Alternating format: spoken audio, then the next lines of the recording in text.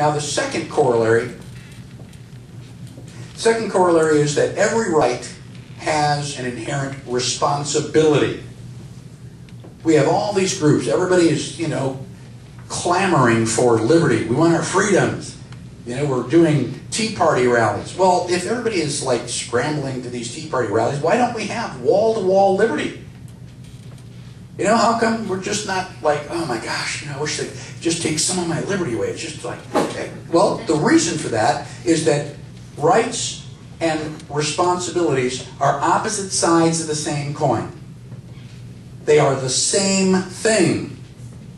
And we as Americans have gotten lazy. We have been trying to give our responsibilities to the government.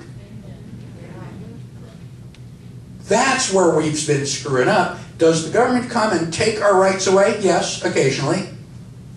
But more often than not, the government just says, well, would you like us to do that for you? You go, oh yeah, oh thanks for doing that. I'd rather have you pay my mortgage. I'd rather you pay for my children's education. I'd rather have the government. Where do you think that money is coming from? Wake up.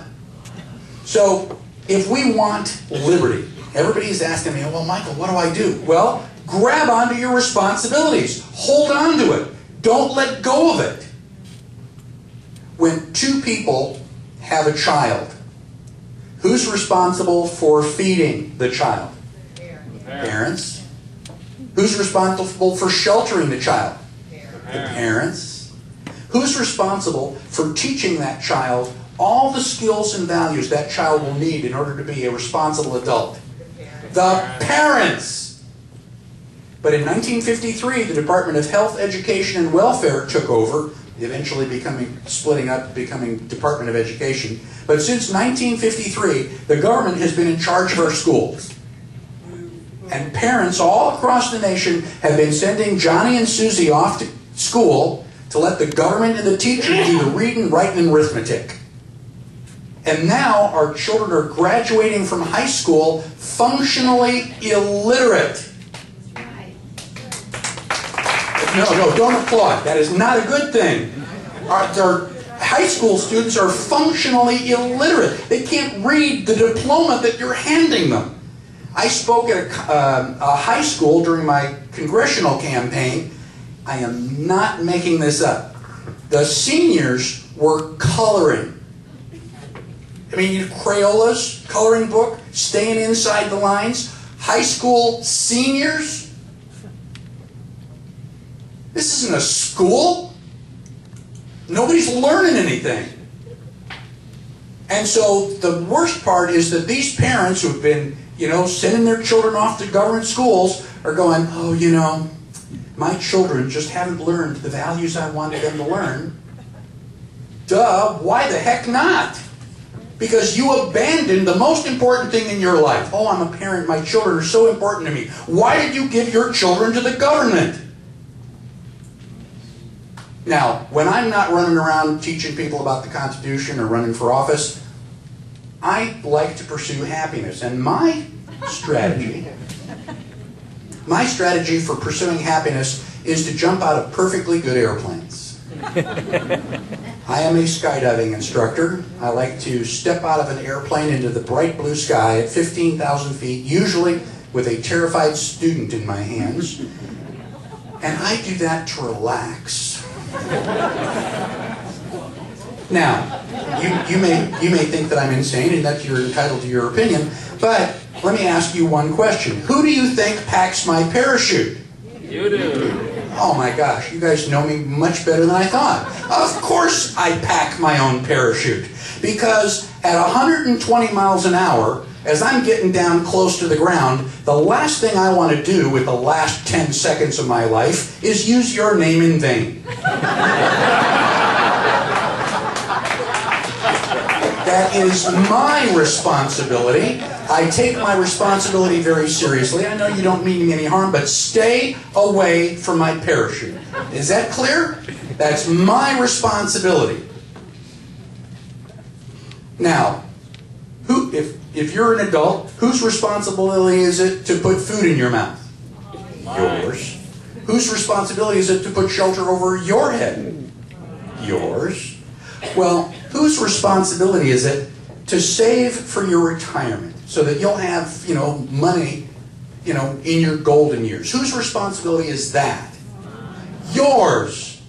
But our parents and grandparents were lied to by FDR. Oh my gosh, you just give us your Social Security money, we'll deduct it from your paycheck, and we're the government. We're bigger than you are, we're smarter than you are, we're going to invest all that money in the stock market, and when you are ready to retire, you are going to have more money than you know what to do with. Yeah, right. How many people do you know on Social Security who feel secure? It's an oxymoron. I mean, why is Social Security the third rail of politics? You mention that Social Security and you don't get elected. Oh my God, we got to save Social Security. And the people who are on Social Security are terrified. They have to make a decision every month whether we're going to buy food or medication because we can't afford both. It was your responsibility, and you gave that responsibility to the government? Is that a complete abdication of your responsibility? This is insane. We are responsible. We need to be responsible for our retirement. And if you think I'm giving the government any of my money, you're dreaming. I mean, this is a scary fact. The most efficient federal office is the post office. Think about that. That's the most efficient federal office. I mean, what are the others doing? Burning your money in the fireplace to keep warm?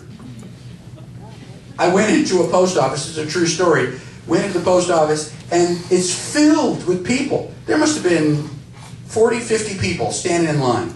So I got to go over, I take that little paper number, like I'm at the butcher shop, and they have, no exaggeration, park benches inside the post office because they know you're going to be there a while. So I walk over and I sit down on the park bench and I'm just kind of sitting there and, I get a little freaky when I'm waiting. And so I looked at the guy next to me. I said, "Mine says Tuesday. What does yours say?" And he looks at his tab.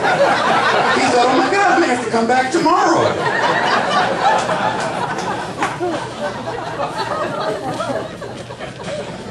So that's the government that we have. Is that the government you want to give your retirement to? No. Is that the government you want to give your children's education to? Your health care to?